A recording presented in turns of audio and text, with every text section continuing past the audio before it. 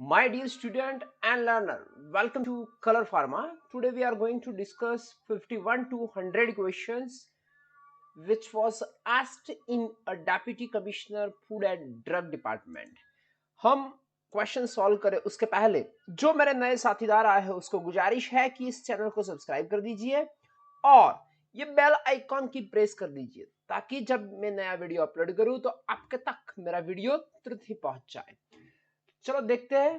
तो question 1, the mole fraction of ethanol in a solution containing 46 gram of ethanol and 64 gram of methanol is mole fraction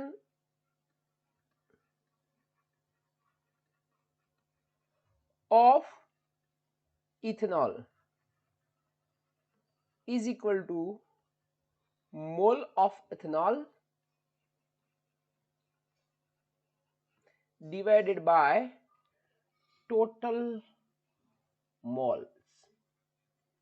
So if you see here CH3 sorry 12, we have to find the molecular weight 24 5 16 and 5 16 and 1 sorry 6 plus 11 6 4 10 5 6 1 46. So 46 gram of 46 ग्राम पर mole is ये molecular wait है किसका? Ethanol का। अब 46 में से हम 14 निकाल दे तो हो जाएगा 32 ग्राम पर मोल मोलेक्युलर वेट ऑफ मिथेनॉल। अब हम देखें तो number of mole of ethanol and mole of methanol. Ethanol का मोल कितना हो जाएगा? Ethanol is 46 divided by 46 it is cancel out 1 and methanol 64 divided by 32 so is equal to 2. So mole of methanol is 1, sorry ethanol is 1 and total mole is 3. So this correct answer would be this one. चलो देखते हैं आगे। Which law governs the relative lowering of vapor pressure in a solution? Relative lowering of vapor pressure एक colligative properties है, उसको Raoult's law is used for diluted solution। फिर Amact's law is for partial volume, Boyle's law for gaseous state और Van 't Hoff law is used to identify I। तो इसमें answer आएगा diluted solutions में relative lowering of vapour pressure आएगा। Isotonic solution must have the same. Isotonic solutions means उसका osmotic pressure same होना चाहिए। चार चीजें होती है relative lowering of vapour pressure, elevation in boiling point, depression in freezing point and osmotic pressure. ये सभी चीज डिपेंड करती है कि उसमें कितने सॉल्यूट है, उसके नेचर पे नहीं। तो यहाँ आंसर दिया हुआ है एलिवेशन ऑफ बॉइलिंग पॉइंट, पर डिप्रेशन ऑफ फ्रीजिंग पॉइंट भी आ सकता है, पर आंसर की में आंसर ये था। Which of the following is not the property of the system?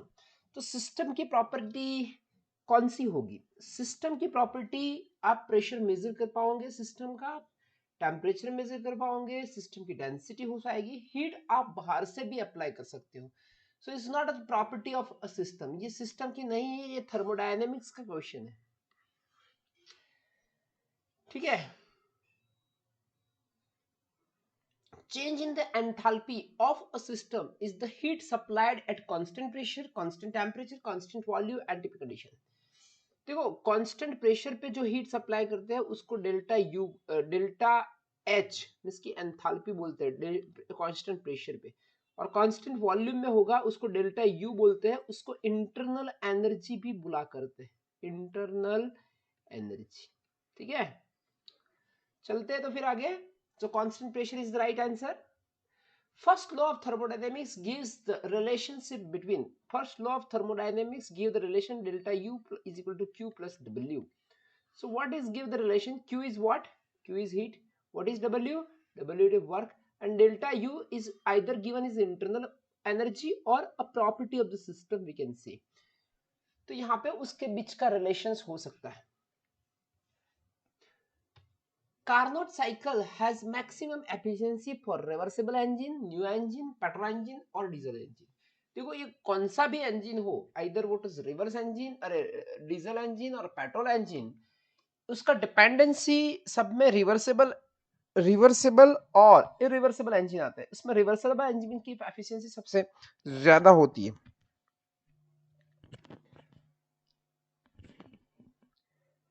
In the desalination of water, the material used for making semi-permeable membrane is parchment paper membrane, cellulose acetate, cellulose sal membrane, potassium nitrate. देखो उसमें से सबसे ज़्यादा डिसलाइनेशंस करने के लिए हमें ऑस्मोसिटी पास करना होता है. ऑस्मोसिटी के लिए, ऑस्मोसिस के लिए सेल्यूलोज एसिटेट यूज हुआ करता है और एक ऑर्गेनिक कंपाउंड भी, सॉरी कॉम्प्लेक्स कंपाउंड है वो यूज हुआ करता है. तो उसमें आंसर आएगा cellulose acetate. Which of the following factor do not affect the electrode potential of the electrode? Nature of the electrode, yes, वो डायरेक्ट इलेक्ट्रोड है और इनडायरेक्ट. देखो कि कई बार हम कॉपर यूज करते हैं तो डायरेक्टली उसके बेसिस पे ही रिएक्शन होती है. Temperature of the solution, yes temperature effect करेगा ही करेगा. Molarity of the solutions, yes it can also. So आपने देखा होगा E is equal to E0 minus 0.059 divided by n log ox और बाय रेड, ऐसा कुछ एक इक्वेशन था, नन्स की इक्वेशन. इसमें कहाँ पे साइज की डिपेंडेंसी नहीं होती कि साइज पे डिपेंड नहीं करता वो कितनी साइज का है. Conjugated base for the Brønsted acid H2O and HF, उसके एसिड्स के बेस कौन से होंगे? तो यही हो जाएंगे, एसिड्स का रिएक्शन हो जाएगा. Acid act as an acid, so it will give the conjugated base, and it act as an acid, it give a conjugated base, that is F minus. ठीक है. If the rate constant for the first order reaction is K, then the time T required for the completion of 99% of the reaction is given by.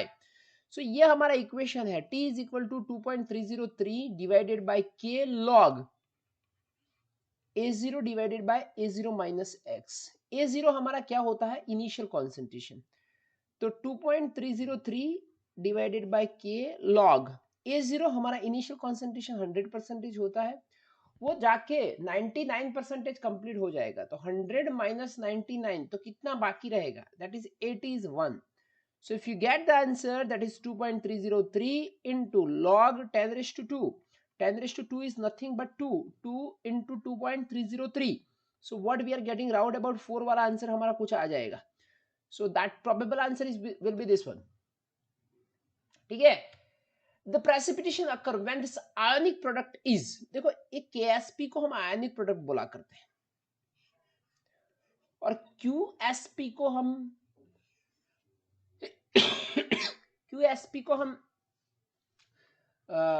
Ionic product, sorry इसको solubility product बोला करते हैं और QSP को ionic product बोला करते हैं. तो मैं आपको बता दूं कि जब इसमें K बढ़ जाएगा, K ज्यादा हो जाएगा किससे? Q से, तो सॉल्युबिलिटी बढ़ेगी और Q ज्यादा हो जाएगा तो precipitation. So ionic product is more than the solubility product. ये बढ़ जाएगा ना तो ये सॉल्युबिलिटी प्रोडक्ट बढ़ जाएगी. Faraday's law of electrolysis is related to what? Faraday law of electrolysis. Faraday law हमें कुछ ऐसी चीजें बताता है कि Q is equal to IT और उसमें कितना होगा वो डिपेंड करता है कि आपने कितना एनर्जी दिया है. सो अल्टीमेटली वो इक्विवेलेंट वेट कितना प्रोड्यूस होगा उसके पर डिपेंड करता है. एटॉमिक नंबर ऑफ कैटायन नहीं होगा. Speed of the cation, speed of the anion, उसके बेसिस पे कोई डिपेंडेंसी नहीं होती. फैराडे लॉ ऐसा बताता है कि आप जितनी क्वांटिटी इलेक्ट्रिसिटी अप्लाई करोगे इतनी ही क्वांटिटी में इतना इक्विवेलेंट वेट आपको प्रोड्यूस होगा. मैं आपको एक एग्जांपल दे दूं. सपोज कि Na+ है, उसको Na में करने के लिए आपको 1 फैराडे इलेक्ट्रॉन चाहिए और Al+3 को एयर में करने के लिए आपको 3 फैराडे इलेक्ट्रॉन्स चाहिए. ठीक है. so, उसमें आंसर आ जाएगा equivalent weight of this electrolyte. Value of Henry's law constant. Henry's law constant क्या होता है? तो मैं आपको बताऊं तो इसमें वो गैस इन लिक्विड इस टाइप के सॉल्यूशन में उसका यूज होता है, एक बात ये समझ लीजिए। और मैं आपको बताऊं तो ये प्रेशर के एच एंड सॉल्युबिलिटी के बारे में।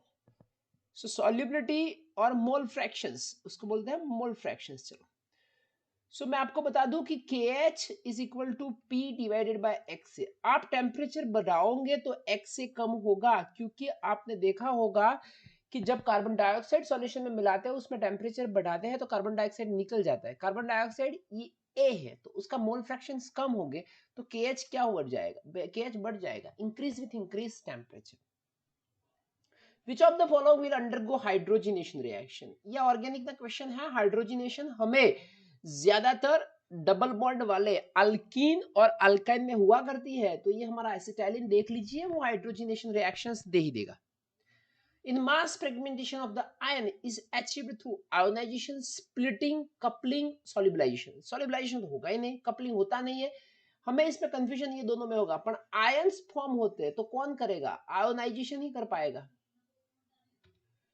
Which of the following is most acidic in nature? देखो यही ग्रुप है कि जिसमें COOH है, एसिटिक एसिड, इसमें पीछे लिखा हुआ है कि एसिड है, तो फिर सोचने की बात क्या है। Which of the following is a protecting group in amino acid amino functional group? In amino functional group, which of the following is protecting group for amino functional group?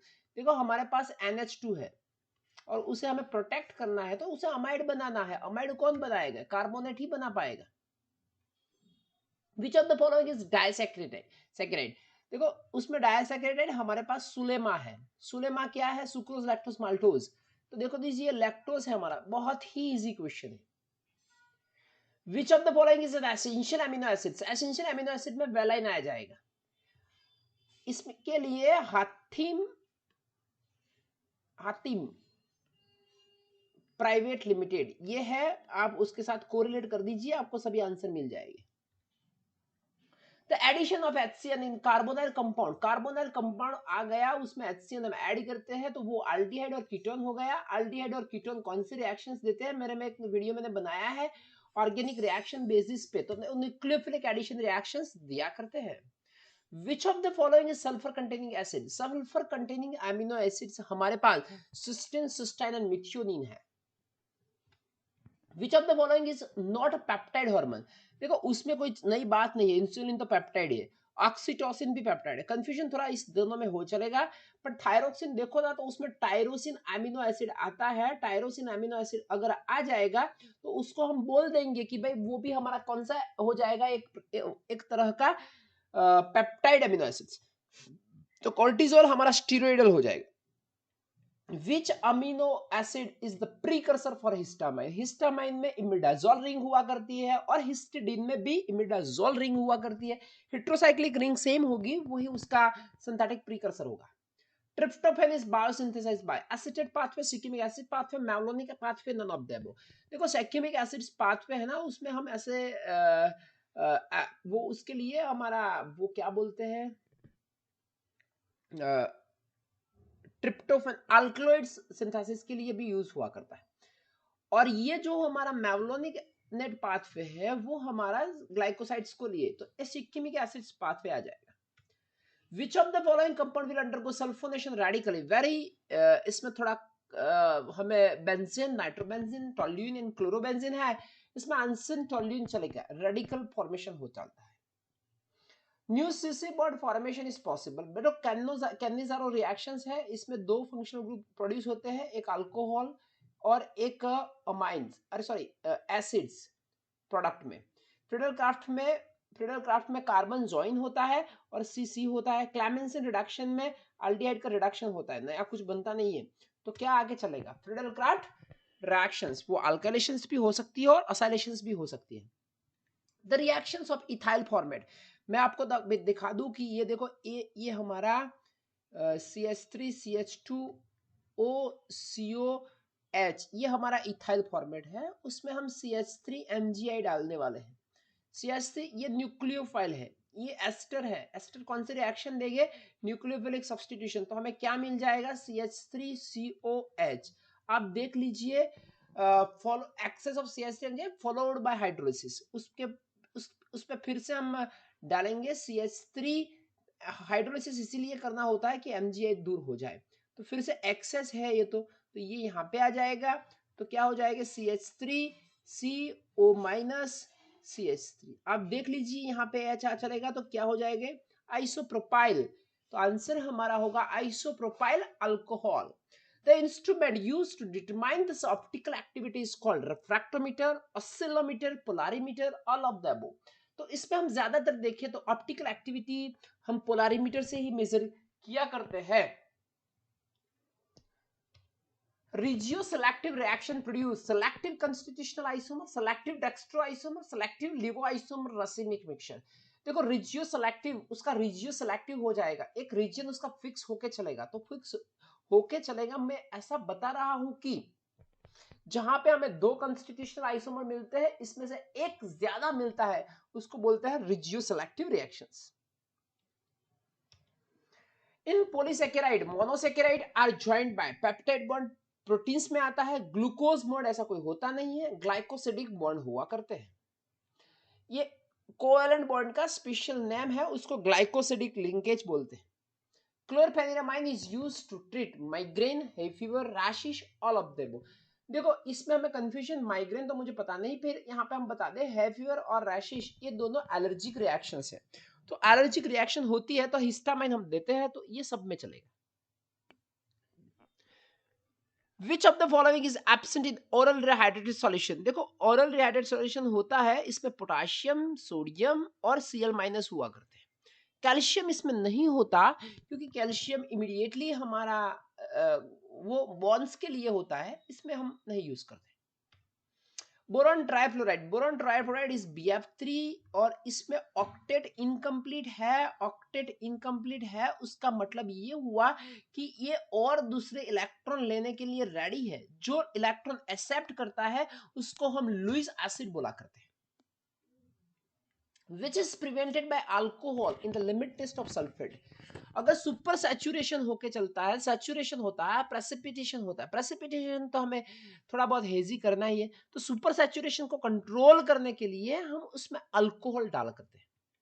Which of the following is beta lactamase inhibitor? देखो clavulanic acid is well known, but आपने देखा होगा कि cephalosporin का साल्बेक्टम और टजोबैक्टम के साथ भी कॉम्बिनेशन से आया करता था, तो साल्बेक्टम, टजोबैक्टम, क्लावलुनिक एसिड ये सभी बीटा लैक्टमेज इनहिबिटर ही है। पेनिसिलिन्स आर डिग्रेडेड बाय, आप विल्सन एंड ग्रिस्वोल देखोगे, इसमें बहुत ही अच्छी तरह पेनिसिलिन का डिग्रेडेशन दिया हुआ है, वो एसिड अल्किल पेनिसिलिन सबका डिग्रेडेशन करके चलते हैं। Amphotericin act as an antifungal due to binding with this fungal ergosterol, inhibition of the squalene epoxidase, blocking of intracellular microtubules और inhibition 14 alpha demethylase। तो देखो ये amphotericin है, वो लीकेज करता है, किसमें लीकेज करता है, सेल वॉल में, तो ये ergosterol के साथ बाइंड होके चलेगा। Which of the following is mitotic inhibitor and cause the metaphase arrest? Mitotic inhibition में हमारे पास विनक्रिस्टिन है, ठीक है, बुसल्फान नहीं होती, साइताराबिन नहीं होती, इन नेचुरल जो नेचुरल होते हैं वो माइटोटिक इनहिबिशंस करते हैं। Which of the following is a sulfapor drug? Sulfadimidine, sulfasalazine, sulfacetamide, sulfadiazine. देखो सल्फासलाजिन है ना, वो हमारे वो जीआईटी में कुछ इन्फेक्शंस के तौर पे यूज होती है, वहां उसका दो पार्ट्स में कन्वर्जन होता है और फिर वो इंडिविजुअल ही यूज होती है, तो वो हमारी क्या हो गई भाई, प्रो ड्रग हो गई। Tetracycline inhibit the protein synthesis by binding on 30s ribosomal subunit, topoisomerase ribosomal subunit, 60s ribosomal subunit और none of the above। देखो हमारे पास ज्यादातर 30s और 50s हुआ करते हैं, इसमें 30s दिया है तो हम आंसर क्या डाल दे, 30s ही डाल दे। Which of the following is not an imidazole antifungal? Turconazole, clotrimazole, tioconazole, serotocin। देखो ये दो में तो कोई कंफ्यूजन है नहीं, टियोकोनाजोल ये हमारा इमिडाजोल डेरिवेटिव है, पर टर्कोनाजोल नहीं है, वो टेट्राजोल वाला डेरिवेटिव है। Which of the following cannot be treated by the antiviral drugs? Tuberculosis, smallpox, hepatitis, varicose। Tuberculosis हमें सबको पता है माइक्रोबियल ग्रोथ से होता है, ठीक है। तो स्मॉल पॉक्स, हेपेटाइटिस वो सब वायरस की वजह से हुआ करते हैं। तो ट्यूबरकुलोसिस इसमें सब है, हमारा करेक्ट आंसर होगा। Guideline that describe the analytical method validation, देखो आईसीएच की गाइडलाइन 1, 2 और 3 हमें आना चाहिए। 2 हमारा दिखाता है वो वैलिडेशन के बारे में। Which of the following is primary standard? Sodium hydroxide, sodium tetraborate, sodium bicarbonate और सोडियम थायोसाइड। देखो ये दोनों तो नहीं है, वो कंफ्यूजन नहीं है, ये दोनों में हमें कंफ्यूजन है, पर ये दोनों में मैं बताऊं तो एनहाइड्रस सोडियम बाइकार्बोनेट चाहिए, वरना sodium tetraborate is our correct answer. Which of the following is amphiprotic in nature? Boric acid, oxalic acid, acetic acid, hydrochloric acid। ज्यादातर हम देखें तो नॉन एक्वस टाइट्रेशन में ए एम्फीप्रोटिक सब्सटेंस का यूज हुआ करते हैं, और उसमें हमें बोलना होता है कि acetic acid. Which of the following is self indicator? Potassium iodate, potassium permanganate, potassium iodide और पोटाशियम ब्रोमेट। देखो ये KiO3 है, एक KbRO3 है, ये Ki है और एक KMnO4 है, ठीक है। और हमको पता है कि KMnO4 का पिंक कलर की वजह से वो सेल्फ इंडिकेटर है। Iodine solution is standardized by potassium iodide, sodium oxalate और arsenic trioxide। तो हमें इसमें बताना है कि arsenic trioxide से उसका स्टैंडर्डाइजेशन होगा। Potassium chromate is used as an indicator. देखो हमारे पास ये प्रेसिपिटेशन की मेथड है, सबका हमको आना चाहिए। मोर्स हमारी पहली है, उसमें पोटाशियम क्रोमेट यूज होता है। फिजांस में, वॉलहार्ड में और इसमें भी हमारे पास इंडिकेटर है। फजांस में फ्लूओसिन होता है, वॉलहार्डिया में सोडियम थायोसाइनेट हुआ करता है। Ammonium thiocyanate is standardise using, तो मैंने बताया कि अमोनियम थायोसाइनेट इसमें भी यूज होता था, तो उसमें silver nitrate is the best choice for that. तो ये हमारे 100 क्वेश्चन हैं, आगे भी हम वीडियो डालते रहेंगे। If you have any confusion you can write me on my email ID aipvk84@gmail.com। Thank you, thanks a lot for your patience.